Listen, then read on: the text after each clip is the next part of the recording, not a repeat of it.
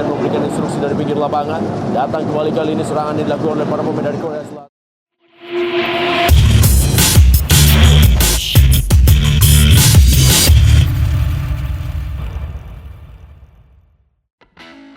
Pelatih Korea Selatan U17 Byung Sung Hwan mengaku tim asuhannya dalam kondisi pincang saat menghadapi timnas Indonesia U17 di Stadion Patriot Rabu 30 Agustus. Dalam lawatan ke Jakarta ini, Korea 17 tidak diperkuat 5 pemain kunci yang tampil di Piala Asia U17 2023. Dalam kejuaraan ini, Korea menjadi finalis dan kalah dari Jepang di partai puncak.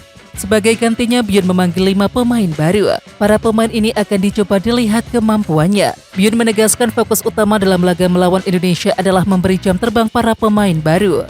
Saya pikir setiap pelatih ingin memainkan full squad karena Piala Dunia bukan hal yang mudah. Tapi pemain ada yang cedera dan saya sedih. Untuk itu kami bawa pemain baru, kata Byun pada Selasa 29 Agustus. Pelatih yang pernah dibina oleh Sinteyong saat masih sebagai pemain ini mengaku tidak begitu tahu kekuatan Indonesia.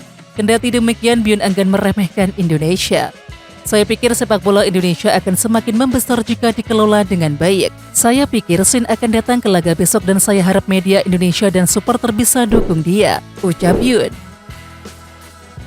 Soal kualitas Indonesia dan Korea yang terpaut jauh, Byun mengakuinya.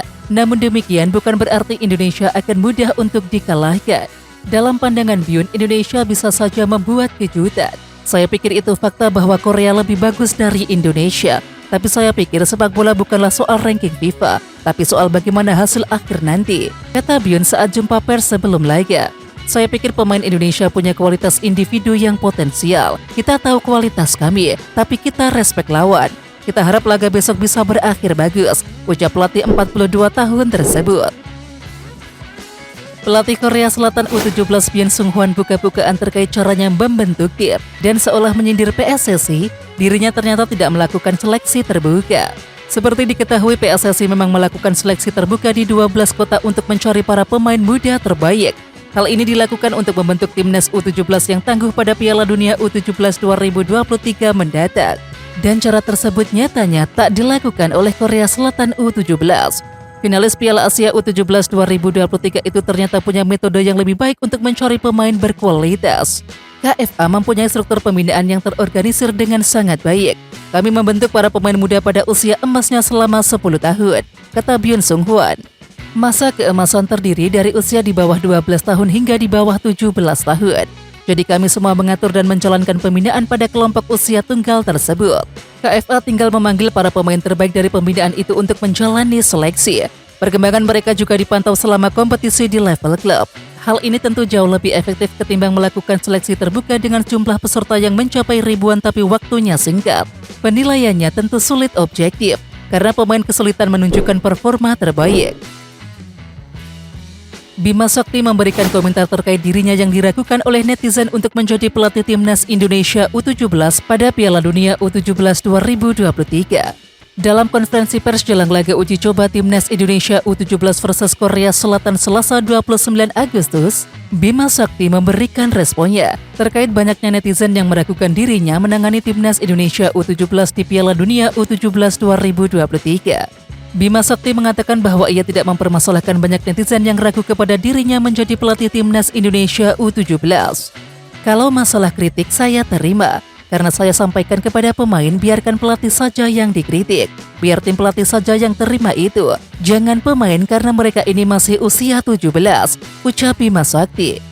Sementara itu, Bima Sakti pun menyadari dirinya bukan merupakan pelatih yang sempurna. Maka itu Bima Sakti pun siap untuk terus belajar kepada siapapun demi kemajuan dirinya. Kemudian Bima Sakti pun menegaskan bahwa dirinya tidak pernah sakit hati mendapatkan kritikan dari netizen. Seperti diketahui, Turkmenistan U23 berada dalam grup K dalam turnamen ini. Mereka akan bersaing dengan timnas Indonesia U23 dan Cina Taipei. Demi lolos ke putaran final Piala Asia U23 2024, Turkmenistan U23 telah memulai persiapan serius dengan menggelar TC di Cina. Dan tak cuma itu, mereka juga menggelar beberapa pertandingan uji coba. Ya, pelatih Ahmed Agamiradov telah memanggil 23 pemain untuk mengikuti pemusatan latihan ini.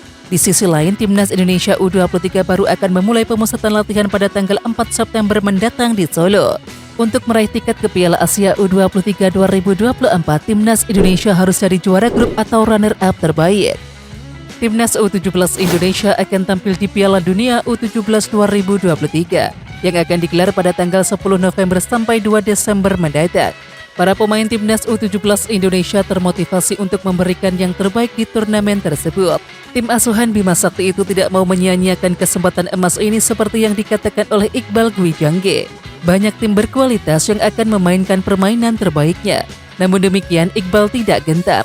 Ia mengatakan bahwa para pemain Timnas U17 Indonesia tidak mau menyerah begitu saja. Terlebih para pencari bakat dunia akan hadir untuk menyaksikan turnamen tersebut.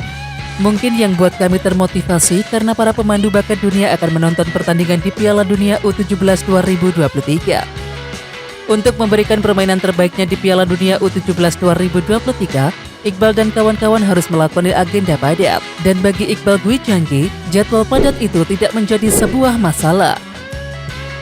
Oke Timnas Lovers, siapa kita? Kita Indonesia. Ayo kita dukung terus sepak bola tanah air Indonesia.